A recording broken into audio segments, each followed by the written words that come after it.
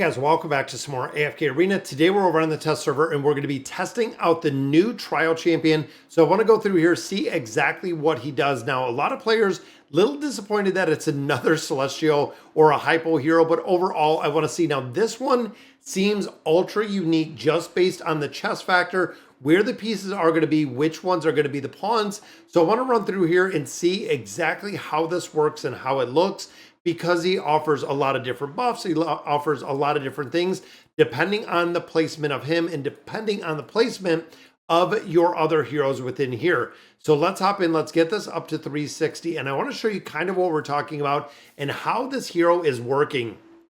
So right here, we're going to go ahead and we're going to clean off this board. Now, if the player or if the hero is in the front, we are going to see them come out as a Rook. So they're going to be a Rook right here. You can see they do transform into a Knight. Now, one thing to note is as a Knight, he is very, very frontline, face-to-face, dealing an incredible amount of damage, 40 million damage right there. Now, if we take the same champion or the same hero and we put them in the back line, it is going to be ranged attack. Now, a lot of players were saying right here, he comes up as a Rook. It is going to be ranged attack in the entirety, and you can see him casting different ranged attacks at different places, making it and really doing 36 in there. But I also want to see, so if he did 40 in the first one, I want to see what this looks like putting it in range. And again, kind of seeing where the difference is going to come in, because he's going to be ranged. Of course, got pulled in a little bit there by Nara, but the ranged attack just get kind of spammed like we've seen. Now you'll notice also that this hero does a crazy amount of ults. So 40, so about the same, regardless of where he is. Now this one, of course, we're going to go frontline, which means he's going to come into a pawn. Then he's going to turn into a Knight. So right here, staying as a pawn. So if he's crowd controlled around, looks like he was still a pawn in there. We actually didn't get him, or he wasn't able to go to a Knight. Let me put him down here and see, because this could be pretty interesting. So there's the pawn. Again, he has all of the pieces in here. There, he goes to a Knight. So he has to go on the enemy side to be to essentially go to a Knight, having a certain amount of distance between the front and the back line. Now, if we put him in the middle, the back middle, he will become a king. So you'll see here, there's the cast. Now he is the king, meaning he has a bunch of different abilities in here, just based on where he is. And again, looking at the king here, he's ulting like crazy, but I don't think he put out any damage. Yeah, 2 million damage in there. So if he is the king sitting in the back row, doesn't seem like it's going to make a big difference. Again, swapping him in the front row, he's going to be a Rook. If he goes on the enemy side, which he will, he turns into a Knight, which there, see, he is still a Rook. There he is. So he turns into a Knight and he does kind of go crazy. 60 million damage in there.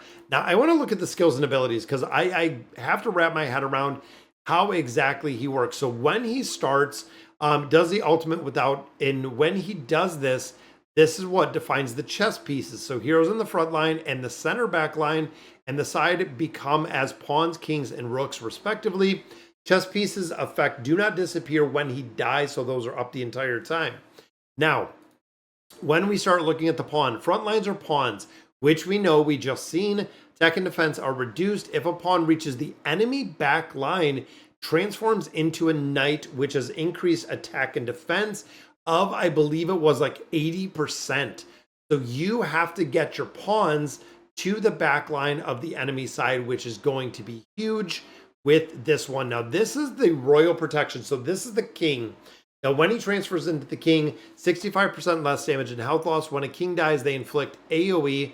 When he is a king, the ultimate grants the 2 ally heroes closest to the enemy backline position of inspired effects for 9 seconds, increasing energy recovery rate and tenacity. So if he is a king and you have your 2 front pawns that go on the enemy side, they turn into Knights, then he inspires them, which again is going to be a really big difference, because right here, the physical pierce and magical pierce increased by an amount of 75% of his physical pierce. So if you get this champion's physical pierce very, very high, this is going to go through the roof for both of the enemies or both of these heroes that are going to the enemy back line. And they're also going to have an 80% increase to attack and defense when they're going on that side. Then we have, of course, Iron Siege. Rook deals more damage the further away the enemy is, so you have to keep them at a distance or this is not going to work. Enemy also does have the knockback. Now, of course, the knockback plays right into the pawn and the knight ability. Pushing that line back with the rooks are going to give you access to everything else. So I'm almost wondering, let's do this royal protection. I want to put him as a king. Let's crank the levels up here and see exactly how he does work. Let's go to like 460. And now I'm almost thinking that some of the, or let's go to, yeah, let's try 560.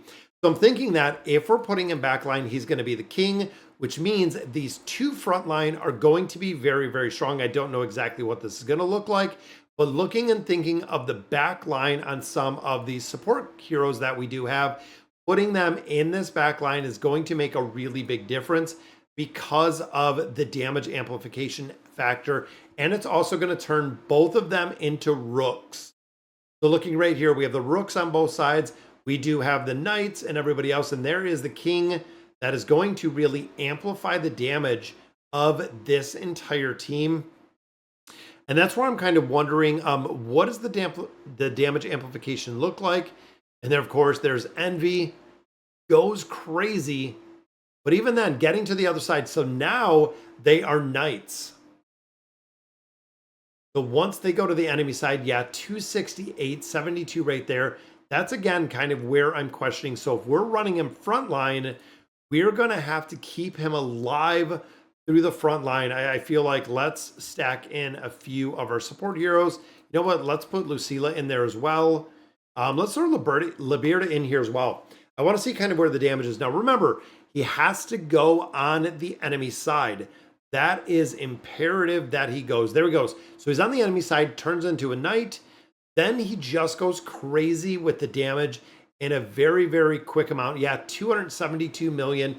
Even thinking of the damage that Liberta puts out, that is super, super fast burst damage. I can see him 100% getting a spot as soon as we go live into the Nightmare Corridor with the burst damage that he's putting out in there. That is incredible, incredible how much burst damage he's putting out. Now, of course, being a king versus a rook, let's drop him in this rook slot and see. So we'll put some mitigation in here. I want to see. So he's going to have the delay coming in. Now, of course, he's going to be the rook up into the top. Boom. He puts all the chess pieces up. So now he's got the ranged attack. Now, of course, the distance makes a big difference, which there he just got melted. So even with the mitigation, even with that damage mitigation, he did die out very, very fast. Which is pretty tough. That's pretty tough. I don't like all the ult animations. It gets just honestly silly with the ult animations kind of over and over and over. This is the reason why on most of my accounts, pretty much all the accounts, I just turn it off. So he died super fast, 222, 224. So again, 50 million right there. Yeah, survivability as a rook. I'm seeing a pawn having a lot of really viability in there, but let's add a couple more into this back row. Let's get a little bit more of our support in here. And I'm almost wondering, again, as a rook, doing the pushback. There we go. So we got all of our figures up. See, there's shielding. There's the blocking. So we got him on that side. We got him to the point of being a knight. But what does that look like? 128, 123, 134. So again, thinking of the damage is not only is he doing a considerable amount of damage, but he's also a very, very strong buffer in here, which again is kind of what I'm thinking, that we're going to see a really strong buffing aspect in a lot of different game modes. That's going to make a big difference. That will really make a big difference. Let's swap him frontline. Now, Aurelia in here, let's throw like a Demia in here. And again, just thinking about the viability of getting these heroes doing a lot of damage. Let's throw, I'm thinking maybe Iran in here. Let's see what it looks like, because I want to see if he's going to die out super fast. Oh, there we go. So he's a Rook. Again, he's got to go to the enemy side or this doesn't work. And there we go. So he ports right over, turns into a Knight. And he's fighting everyone way up in the sky. Way, way, way up in the sky. Look at him and Brutus up here. Brutus is trying to fight back. Yeah, that's kind of silly. 135, 190. Again, I don't know what happened with that battle there. Just kind of all over the map on where everyone was kind of knocked around. But he is a super, super unique. And I hope viability-wise, feasibility-wise, that we are going to see some of him being used in places. I know a lot of players do not want to build him out in the entirety, but let's see. So putting him frontline. Now, if you're against someone like Scrag, I don't think he's going to be able to get through Scrag at all, which is going to be hard. Now, you'll also notice there's Rooks and there's Kings on the enemy side. See, he dies right there. I feel like you can shut him down pretty easy with the viability. Let me check and see if he is being used anywhere as it sits right now. I'm assuming Nightmare Corridor that we're going to see him in a couple other places. But let's see if some of the whales over here on the test server have actually popped him into a couple different formations. And if we're seeing him being used really anywhere. So let's see. So right there, we do have Halia in there. Not being used in squad number 1. Squad 2 not being used. There's the awakened version of Iran in there. There's Libirda, again, not being used. And again, very, very unique. There's Skyland in there. There's Zora. In here, we do still have Scion. And the last one, no, not being used in here as of yet. Again, super, super unique with the way and the methodology on how this one works. Let's see. So there is still that OG version of Baden. There is Thane. Third one is that awakened version of Athalia. Again, with Scion in that formation. Libirda not being used in there. And then, of course, we have Envy in here, which is kind of broken. All right, so we're not seeing him in either game mode. Now, of course, you know, it is super, super early right now. I don't think the viability of even seeing him within the Treasure Scramble anywhere at this point.